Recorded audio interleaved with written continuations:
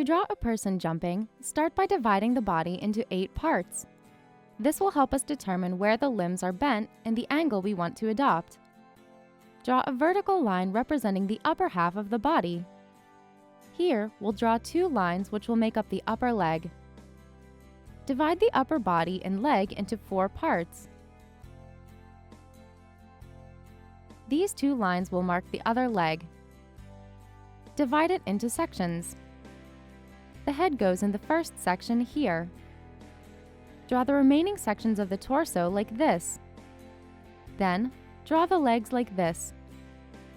Imagine the positioning of the feet, which is subject to change depending on the body's movement.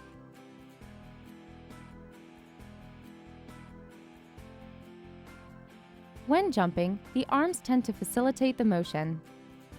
Here, we'll draw the arms positioned in the air to emphasize the movement.